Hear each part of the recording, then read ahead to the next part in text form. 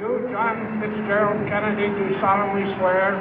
I, John Fitzgerald Kennedy, do solemnly swear. That you will faithfully execute the office of President of the United States. That I will faithfully execute the office of President of the United States. And will, to the best of your ability. And will, to the best of my ability. Preserve, protect, and defend the Constitution of the United States. Preserve, protect, and defend the Constitution of the United States. So help you God. So help me God.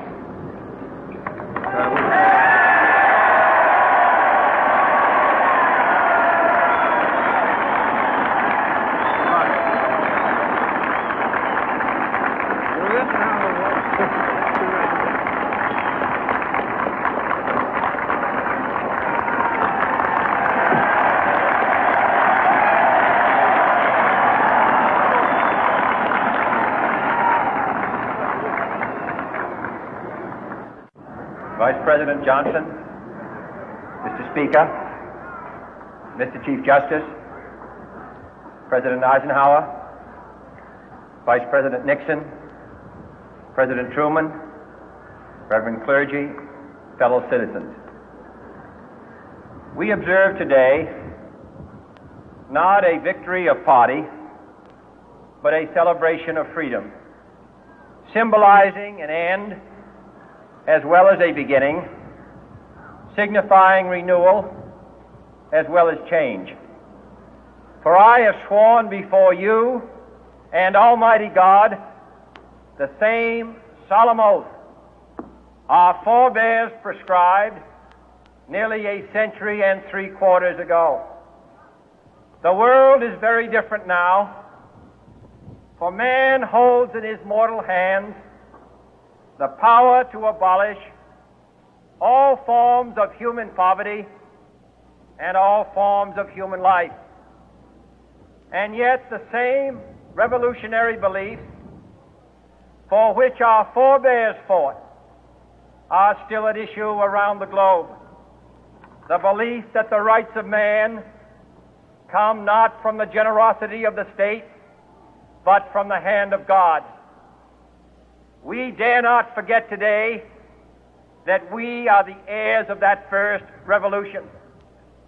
Let the word go forth from this time and place to friend and foe alike that the torch has been passed to a new generation of Americans born in this century, tempered by war, disciplined by a hard and bitter peace, proud of our ancient heritage, and unwilling to witness or permit the slow undoing of those human rights to which this nation has always been committed and to which we are committed today at home and around the world.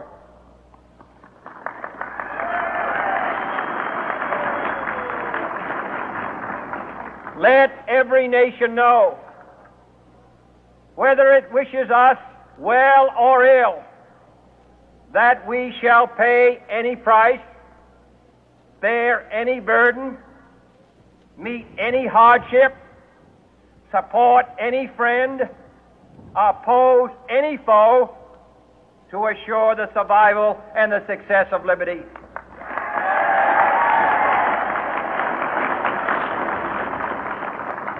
This much we pledge and more. To those old allies whose cultural and spiritual origins we share, we pledge the loyalty of faithful friends. United, there is little we cannot do in a host of cooperative ventures. Divided, there is little we can do, for we dare not meet a powerful challenge at odds and split asunder. To those new states whom we welcome to the ranks of the free, we pledge our word that one form of colonial control shall not have passed away merely to be replaced by a far more iron tyranny. We shall not always expect to find them supporting our view, but we shall always hope to find them strongly supporting their own freedom, and to remember that in the past, those who foolishly sought power by riding the back of the tiger ended up inside.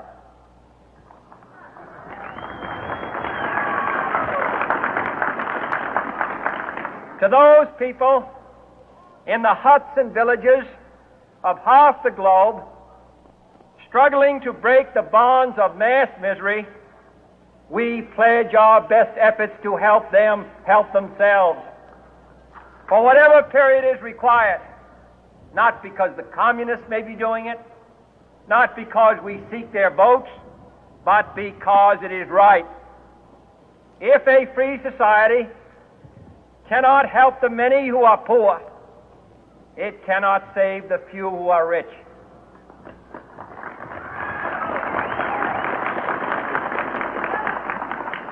To our sister republics south of our border, we offer a special pledge to convert our good words into good deeds, in a new alliance for progress, to assist free men and free governments in casting off the chains of poverty.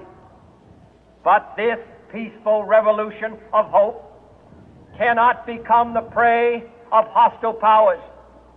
Let all our neighbors know that we shall join with them to oppose aggression or subversion anywhere in the Americas.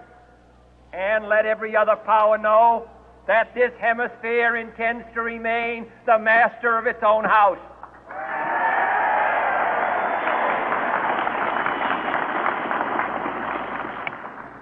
To that World Assembly of Sovereign States, the United Nations, our last best hope, in an age where the instruments of war have far outpaced the instruments of peace,